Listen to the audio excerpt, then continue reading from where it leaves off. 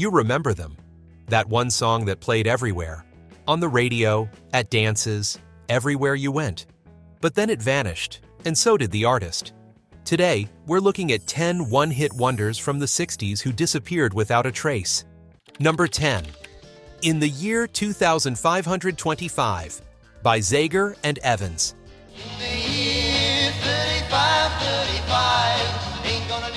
Let's start with one that really shows the times. In the Year 2525 arrived in 1969, and it was unlike anything else on the radio.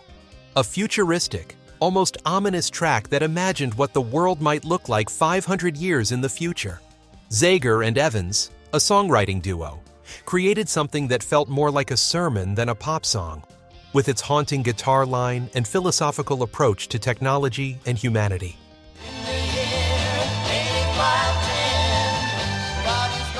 The song hit number 1 and stayed there for 6 weeks. It was everywhere. People couldn't stop talking about it, couldn't stop hearing it. But here's the thing about one-hit wonders. They often come out of nowhere with such a specific, unusual sound that lightning doesn't strike twice.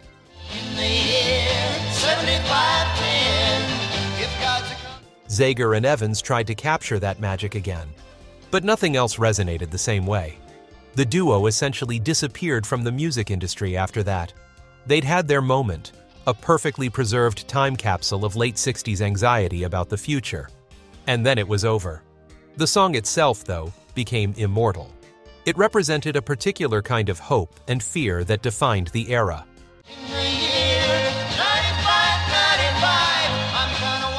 Number 9. Monster Mash by Bobby Boris Pickett. He did the Monster Mash.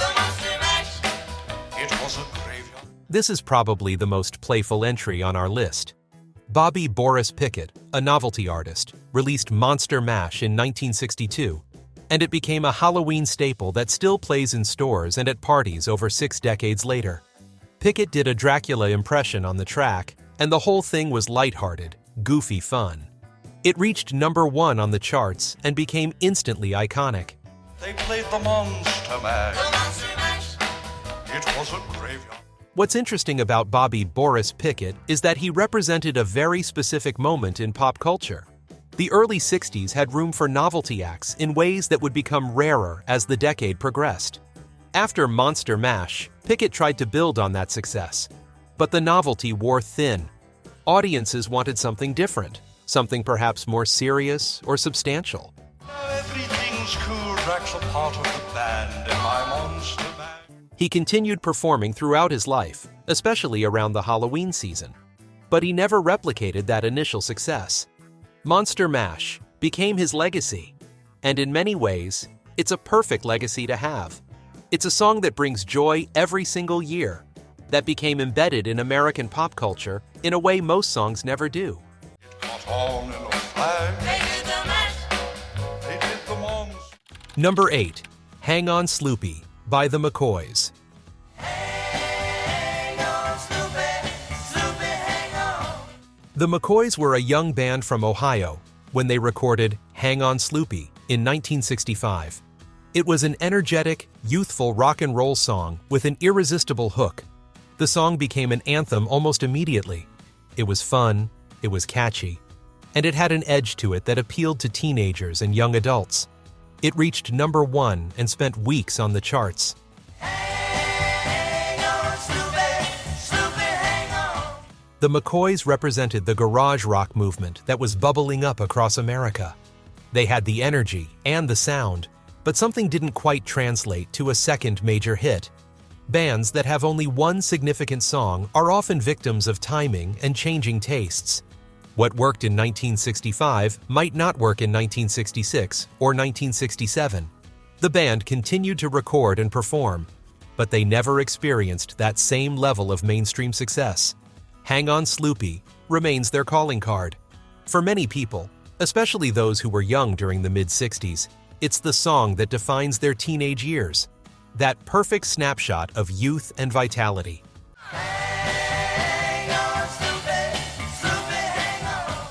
Number 7.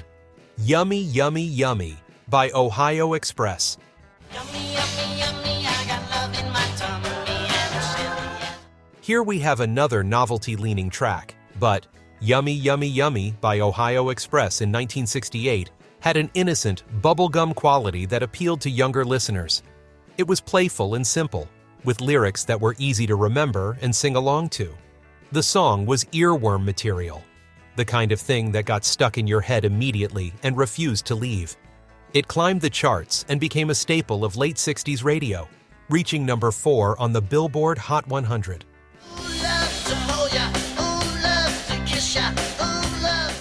Ohio Express was actually somewhat manufactured. Several different musicians played on the track, and the group's lineup changed frequently. They were part of the bubblegum pop wave that flourished during this period, a movement designed specifically for younger audiences. The bubblegum scene had production companies and songwriters crafting hooks and melodies calculated to appeal to children and preteens. Yummy Yummy Yummy fit that formula perfectly. It had a repetitive, catchy chorus that kids could easily remember, lyrics that were innocent and silly, and a production style that was polished and radio-friendly.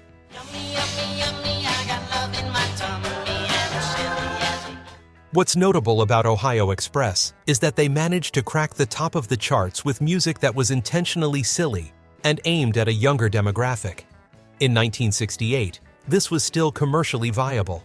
Radio stations would play bubblegum pop alongside more serious rock and soul music. But as time went on, the audience for bubblegum pop began to shift. That demographic grew up. They moved away from novelty pop toward harder rock, progressive rock, and soul music. Musical tastes evolved rapidly in the late 60s, and the bubblegum sound began to feel dated almost as soon as it arrived.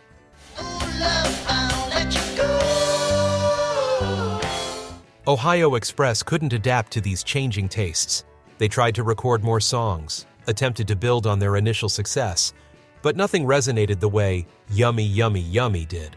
One hit was all they got, but it was enough to make them part of the cultural fabric of the late 60s. Parents remember this song, children who heard it remember this song, and it remains a perfect time capsule of what young people were listening to during that particular moment in American pop culture.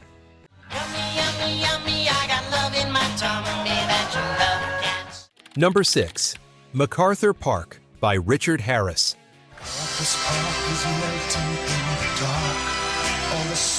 Richard Harris was an actor, primarily known for his work on the big screen. When he decided to record MacArthur Park in 1968, he wasn't primarily known as a musician. He was a serious, respected actor with roles in films and stage productions. His acting career was well established and successful. But something about this particular song compelled him to step into the recording studio. It was an unusual move for an actor, but the song was unusual too. It was an orchestral, almost theatrical pop song with dramatic ups and downs.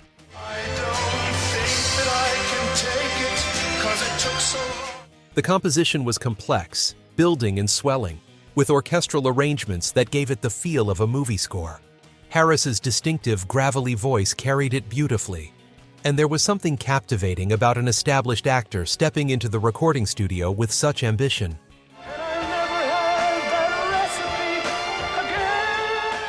The song was written by Jimmy Webb, a renowned songwriter and composer.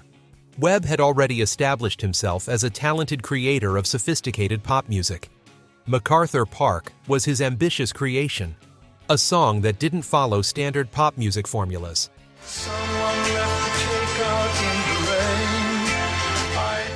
It was over 7 minutes long, which was unusual for a pop single. It had spoken word sections, orchestral movements, and an emotional arc that suggested a narrative. Many radio stations were hesitant to play it because of its length and unusual structure. But something about the combination of Harris's performance, Webb's composition, and the sheer ambition of the project captured people's attention.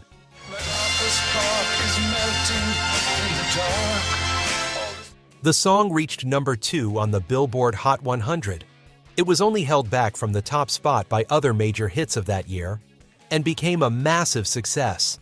Harris's distinctive voice and the song's dramatic presentation made it impossible to ignore. It won critical acclaim and became his signature recording.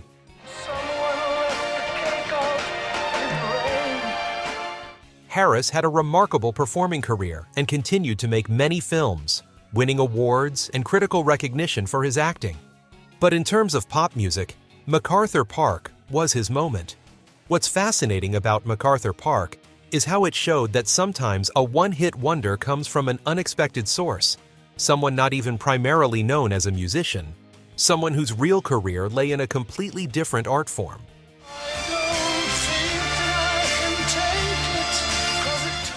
Harris returned to his acting career after this success and lived a rich, full life in entertainment. He appeared in important films, received nominations and awards, and built a respected legacy as an actor. But for anyone who came of age in the late 60s, MacArthur Park is unforgettable.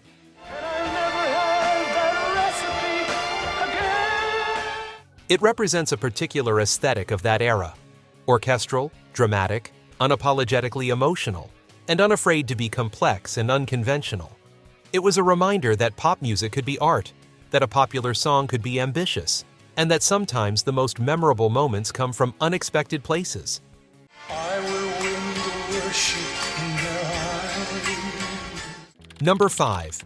Abraham, Martin and John. Can you tell me where he's gone? Dion was a musician who had found success earlier, but Abraham, Martin and John in 1968 became his biggest chart success.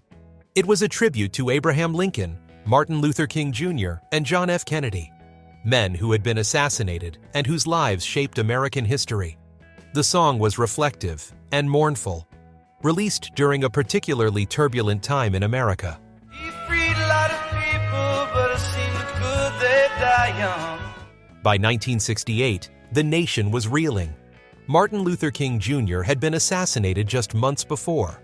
Robert Kennedy would be assassinated that same year, and the country was divided over Vietnam, civil rights, and social upheaval. Into this climate of uncertainty and grief came Dion's song. What makes this song compelling is its sincerity. It wasn't trying to be a novelty or a gimmick. It was a genuine reflection on loss and the impact of these historical figures. Dion performed it with a quiet dignity that resonated with listeners. The lyrics were straightforward, the melody was simple, and the emotion was real. Anybody here seen my old... The song reached number 4 on the Billboard Hot 100 and became an anthem for a nation processing grief. It struck a chord with people from all walks of life. There was something profound about hearing a pop song that acknowledged real loss and real pain. In an era of experimentation and innovation in music, Abraham, Martin, and John stood out for its directness and emotional honesty. Radio stations played it constantly. People talked about it. It seemed like Dion might finally have the breakthrough that would sustain his career. Can you tell me where he's gone? But then something happened that happens to many one-hit wonders. The moment passed. The song that felt so essential and so necessary in 1968 couldn't be replicated. Dion tried to capture that magic again, but audiences had moved on. After this success, Dion didn't manage to return to the charts at that level. He continued to perform and record, kept making music throughout his life. But Abraham, Martin, and John remained his defining moment, the song that captured a specific and unforgettable moment of American consciousness. See my old friend Bobby. Can you tell? Number 4. Sugar, Sugar by the Archies. Sugar. Oh, honey, honey. This one's a bit different. The Archies were a fictional band based on the comic book characters that had been around since the 1940s. By the late 60s, there was an animated TV series, and Sugar, Sugar was released in 1969 as a tie-in to the show. The song was extremely catchy, with a bubblegum pop sensibility that was engineered to appeal to children and young teenagers. It became a massive hit, reaching number 1 on the Billboard Hot 100 and spending 4 weeks at the top. Sugar, sugar. You are my... What's interesting about the Archies is that they were essentially a musical creation rather than an organic band. The music was performed by session musicians, and everything was carefully constructed in a studio. The voices were provided by performers who never toured or appeared as the band. In some ways, The Archies represents the manufactured side of pop music in the late 60s, a calculated attempt to capitalize on a popular cartoon and create a hit. But the song worked. It was undeniably catchy and memorable. The melody was simple enough for kids to sing, and it had a playful innocence that appealed to a broad audience.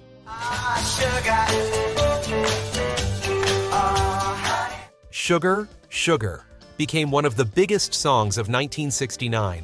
It was everywhere. On playgrounds, on radio stations, at record stores. Parents were buying it for their children. The song seemed unstoppable. There was even a sequel attempt, but nothing matched that initial success. However, as musical tastes evolved and the 70s arrived, that particular style of bubblegum pop fell out of favor. Harder rock, glam rock, and soul music took over the charts. The manufactured, artificially created aesthetic that had worked so well for the Archies suddenly felt dated. The Archies never had another hit of that magnitude. But Sugar Sugar remains a perfect artifact of late 60s pop sensibility. It was what a certain segment of the population loved at a very specific time, a snapshot of childhood innocence in that era.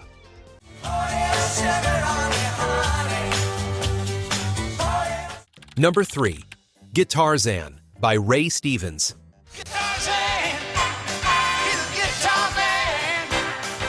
Ray Stevens released Guitarzan in 1969, and it was a novelty song about a guitar-playing jungle man who lived in a tree. Yes, it's as unusual as it sounds. The premise alone tells you everything you need to know about the late 60s approach to novelty pop. Stevens was known for comedy songs throughout his career, and Guitarzan had that playful absurdity that defined his work. The song had a distinctive guitar riff and spoken word sections that made it memorable and quirky. Stevens' delivery was perfect, deadpan and earnest at the same time, taking the ridiculous concept completely seriously. Guitarzan, he's a guitar man. The song became a hit despite, or perhaps because of, its sheer silliness. It reached the top 10 and got massive radio play.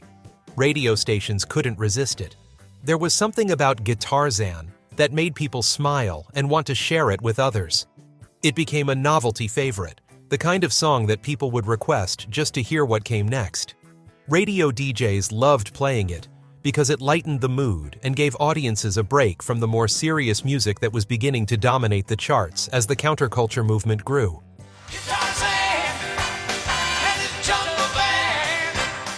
Stevens continued his music career beyond this song, releasing music throughout the 70s and 80s.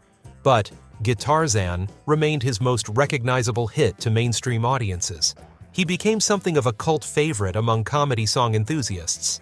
And his career had a real longevity that many one-hit wonders never achieve. But in terms of chart success and widespread cultural impact, nothing else he did matched Guitarzan.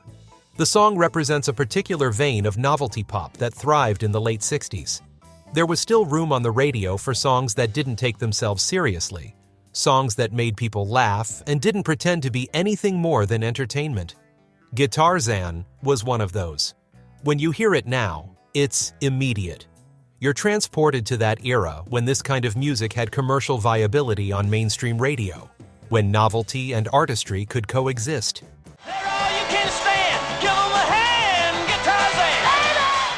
Number 2.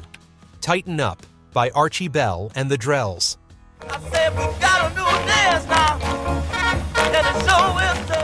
Tighten Up was released in 1968 and became a major hit for Archie Bell and the Drells, an R&B group from Houston, Texas. The song had an infectious groove that made you want to move. It was funk-influenced before funk became the dominant force it would be in the 70s. Arriving at a moment when soul and R&B were evolving into something funkier and more rhythmically complex. The song showcased Archie Bell's vocal performance over a tight, funky beat. There was something about the production and the performance that felt fresh and modern.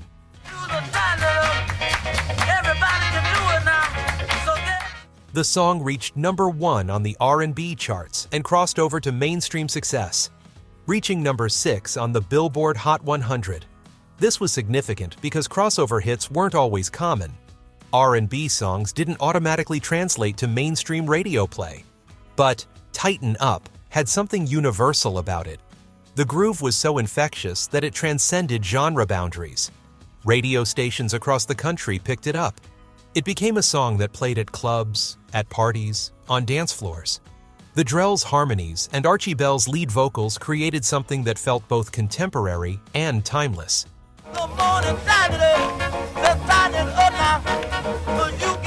But Archie Bell and the Drells, despite their talent, didn't sustain that level of commercial success. They released follow-up songs, tried to build on that initial breakthrough, but nothing came close to Tighten Up in terms of commercial impact.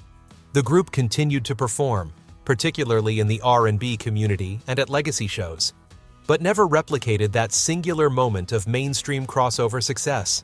They became stalwarts of the soul and funk circuit, keeping the music alive and performing for dedicated audiences. But the charts had moved on.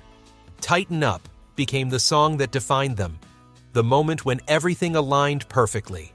The groove was right, the timing was right, the artist was ready, and the world was listening. It's a beautiful song, one that stands up today, and a testament to the musicianship of everyone involved in its creation.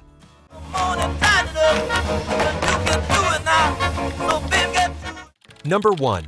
Dominique by the Singing Nun.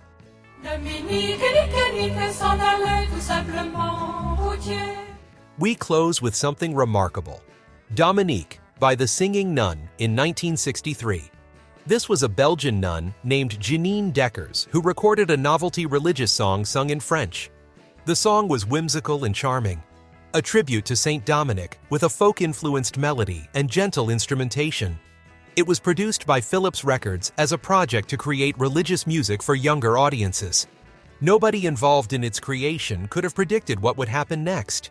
Against all odds, it became a massive international hit. It reached number 1 on the Billboard Hot 100 and topped charts around the world. The song won a Grammy Award. A nun had topped the pop charts.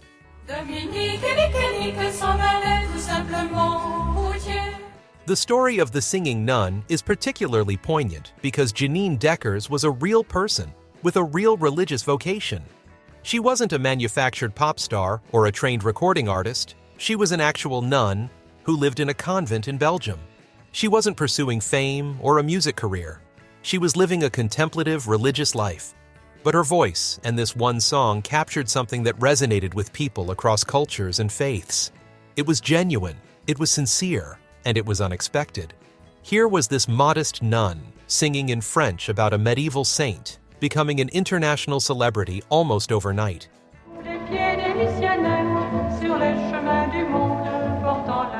The success was overwhelming. Suddenly, Janine Deckers was being asked to perform on television, to appear at concerts, to travel and promote the song. But the pressures of fame and the conflict between her religious life and her recording career eventually took their toll. The convent was divided about whether she should continue recording. The Vatican had opinions. Record labels wanted more songs. There were contractual disputes and arguments about where the money from her recordings should go. What had seemed like a blessing became complicated and painful. After that initial success, she tried to maintain a recording career, released other albums, but nothing else caught on the same way. The musical moment had passed.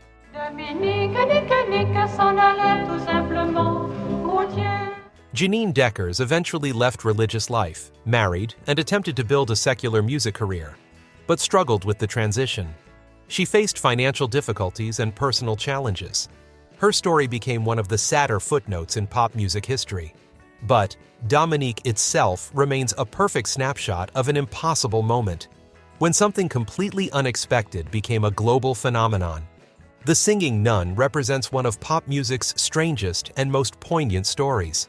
It's a reminder that the 60s was a decade where anything seemed possible, where novelty and sincerity could coexist on the charts, where a nun could top the charts alongside rock bands and pop stars.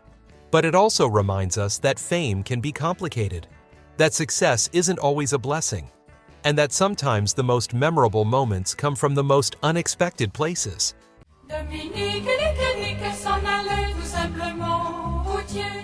These 10 songs represent something special about the 1960s, a time when the charts were unpredictable, when a novelty song could sit alongside serious art, when a newcomer could strike gold and then vanish.